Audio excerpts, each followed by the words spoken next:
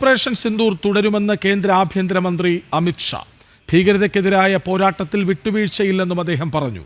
പൂഞ്ചിലെ സന്ദർശനത്തിനിടെയാണ് പ്രതികരണം.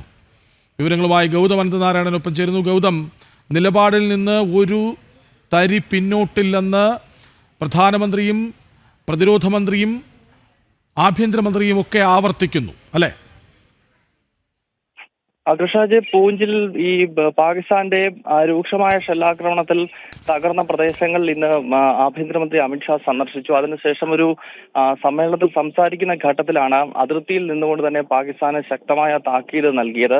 ഓപ്പറേഷൻ സിന്ദൂരിന്റെ ആദ്യഘട്ടം മാത്രമാണ് പൂർത്തിയായത് എന്ന സന്ദേശം അദ്ദേഹം നൽകുകയായിരുന്നു. അത് തുടരുന്ന ഒരു പദ്ധതിയാണ്, പ്രക്രിയയാണ് എന്നാണ് അതിർത്തി പ്രദേശത്ത് നിന്നുകൊണ്ട് അമിത്ഷാ പറഞ്ഞത്.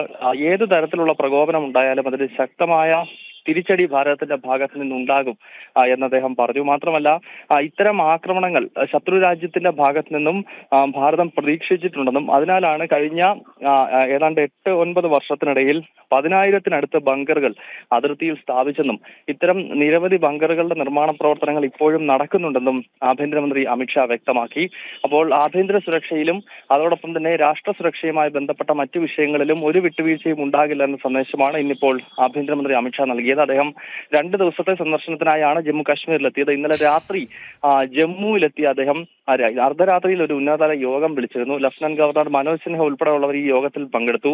ജൂലൈയിൽ ആരംഭിക്കുന്ന അമർനാഥ് തീർത്ഥാടനം ഉൾപ്പെടെയുള്ള വിഷയങ്ങൾ യോഗത്തിൽ ചർച്ചയായി. അതിനുശേഷം ഇന്ന് അദ്ദേഹം ഈ അതിർത്തി പ്രദേശങ്ങൾ സന്ദർശിക്കുകയാണ്. കൃഷ്ണരാജ്, ഭീകരതയ്ക്കെതിരായ പോരാട്ടത്തിൽ വിട്ടുവീഴ്ചയില്ല എന്ന് ആഭ്യന്തരമന്ത്രി വ്യക്തമാക്കുന്നു.